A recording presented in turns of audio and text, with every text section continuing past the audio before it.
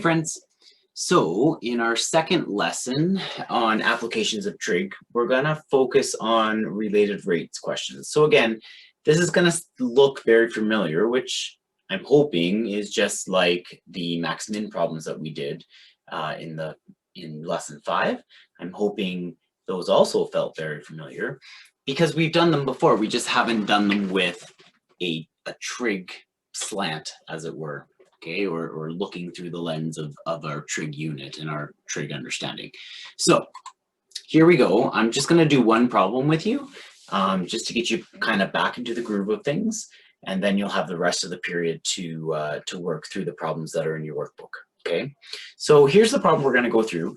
A balloon released at point A rises vertically with a constant speed of 5 meters per second. Point B is the same altitude as point A, but 100 meters away. At what rate is the angle of elevation of the balloon at point B changing when it is 200 meters in the air? Really, half of the problem, half of any problem we have in math, is to visualize what we're talking about. So take a second, maybe even pause me and see if you can do this on your own. Draw a picture of the situation that you have, so that then we can look at the picture and we can decide where to go from there, okay? So here's my picture, okay? I know that the balloon is released at point A and rises vertically. So here my balloon is released and rises vertically, okay? Point B is the same altitude as point A. So if I was to just put my A's and B's here just to help you out, okay? I just gotta get my ink on here, sorry. Where's my ink? Okay, there it is. So here's A and here's B, okay? So point B is the same altitude as point A, but 100 meters away.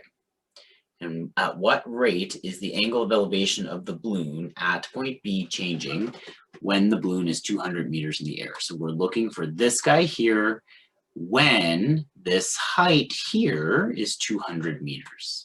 Okay, so in any related rates question, we're always trying to take stock of what we know and what we have. What do we know? We know that the balloon is rising vertically with a constant speed of 5 meters per second. So we know that the rate, I have h for height there, so the rate of the height is 5 meters per second. Then what are we looking for? We're looking for the rate of the angle of elevation, which is theta here, when h is 200, okay? So once we've established what we know, we need to come up with a formula that deals with this. Well, for that angle of elevation, we probably want to use tan. Okay, so tan of theta will equal my h divided by my 100. This is going to be the equation that I turn into a dynamic equation by taking the derivative. Okay, so in a minute, I'm also going to need to know my moment in time, which is that h is 200. Okay, but remember, I don't want to put that moment in time in until after I've taken the derivative. Okay, so here I go, and I've taken the derivative. I'm just going to get my ink cleared here. So the derivative of tan was secant squared, okay? And then I'm just going to go back there for 1 second. It was h over 100. Well, that's the same as saying 1 over 100 times h. So that's where I'm getting the 1 over 100 times dh over dt, okay? All right, so now I know my dh over dt is 5, okay? And I'm going to try and solve for my d theta over dt. So 1 over 100 times 5 is 1 over 20. The other thing I want to do is essentially I want to divide both sides by secant squared theta so that I get d theta over dt by itself, okay? Because I'm trying to get the rate. Now, if I'm going to do that, dividing by secant squared is the same as multiplying by cos squared, okay? So I end up with cos squared theta over 20. Okay, so now I'm ready to solve for d theta over dt, except I don't know what theta is. Well, I do know what theta is in my moment of time, because in my moment of time, I know my height is 200. Okay, so I can go back to my original trig equation. My original trig equation was tan of theta equals h over 100, right?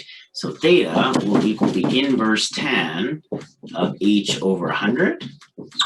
And I know that in my moment of time, my h is 200. So I'm going to say theta is the inverse tan of 200 over 100, or just 2.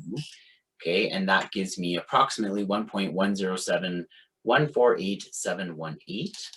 Okay, so I'm going to plug that into theta right here, and then I can solve.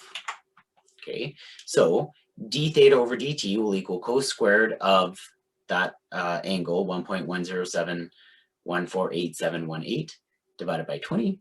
Remember, when you go to put this in your calculator, that's cos of the angle all squared, okay? So you need to be able to input that as cos of theta in its own brackets and then the square, okay?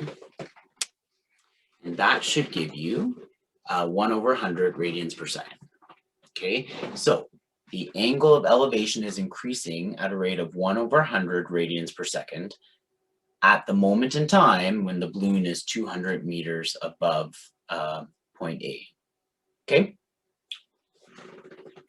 All right, fantastic. So that's what you're gonna be working on today. Your homework is there. And as always, if you have any questions, please don't be a stranger. Make sure you connect with me, okay?